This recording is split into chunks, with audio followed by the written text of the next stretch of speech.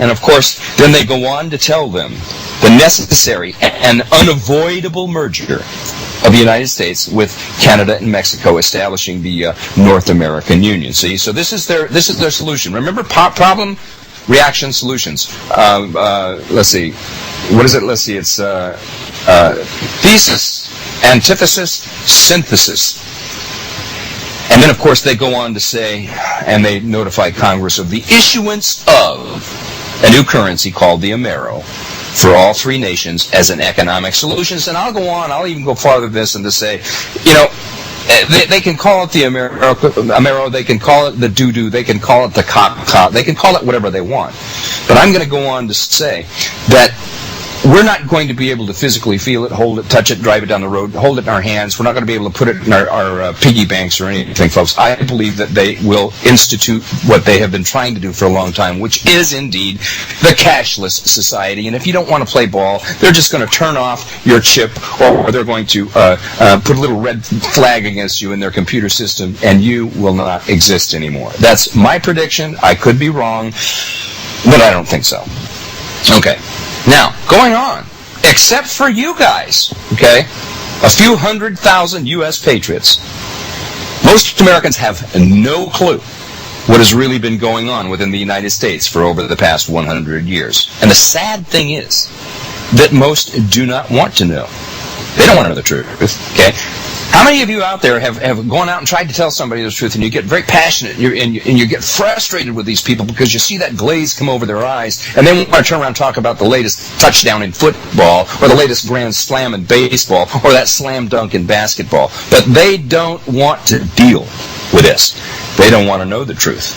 It's easier for them to live in denial, and that's why I say, and I call this the twilight zone in many places. And I've gone over this in my head, and I've thought about, okay, if I were now a dumbed-down American, and I'm out here being the awakened American now, trying to wake up a dumbed-down American, I'm welcoming them to my nightmare of which I can never awake.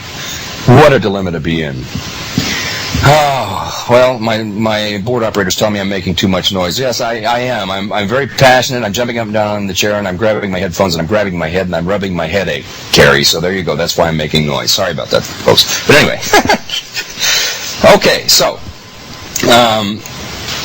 the further you look into the rabbit hole, and I know you guys have, the deeper it gets. You can go right now to any currency conversion site and try to convert U.S. dollars into euros, so you can see for yourself, if you haven't already, the massive decline of the dollar. Look at how much money is and has been spent on the Iraq war today, $12 billion a month, and look at our currency when it stopped being backed by gold, and watch what happens. We'll be back in 3 with a little bit more of this, folks. Michael Herzog, The American Awakening, coming to you live from the Midwest. Got much more to come. Stick with me. All right, folks, we're back with the American Awakening. Michael Herzog, your host. Short segment coming up to the top of the hour. Phone lines will be open throughout the program. You know, it's interesting to me, and I'm going to take a couple of calls here in a minute, so Mark and John, hold on, I'll be right with you.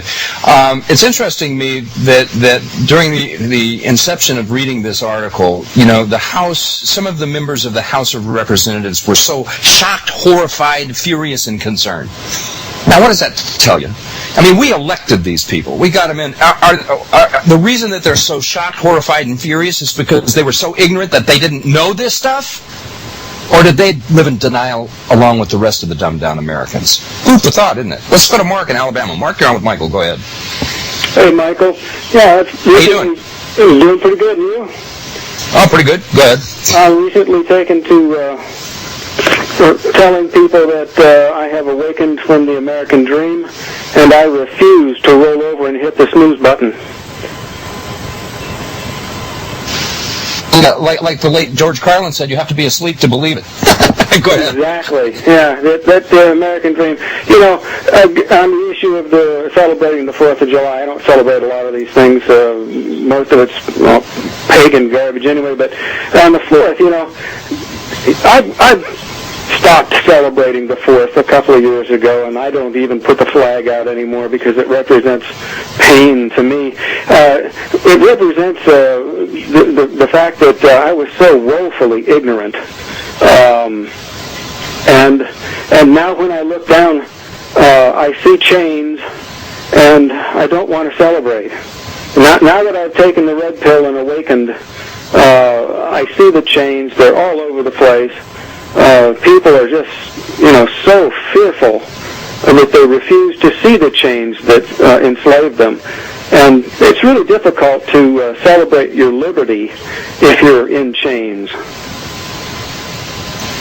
Well, that's a very good point. And this has been an incremental slide into tyranny, if you will. It's been happening over, since I think, it started back in 1913. I mean, there was a short period of time, a fleeting blink of the eye in the history of this country, maybe the first 100 years or so, where we were indeed relatively free as anybody ever was. But as soon as the corruption begins to infiltrate and permeate through like tentacles of an octopus throughout a society, and this has happened over and over and over again throughout the centuries, then the freedom starts to wane because you have these psychopaths that are always about power, Right. And and so we're seeing this firsthand now. We're seeing the nail about to be hammered in the coffin. And as I continue here through this article, I'm going to allude to that because, as you know, Mark, you've been a listener for quite some time. What has happened to my family and I with the Department of Homeland Security, which I'm going to touch about in just a moment here, shows me that these people were not organized to secure this country. These people were organized to divide it, conquer it, and to invoke terror in the hearts of Americans. That's what they were designed for. Absolutely, I agree. Thanks for taking my call, Michael. You have a good one. Hey, thank you, Mark. I appreciate it.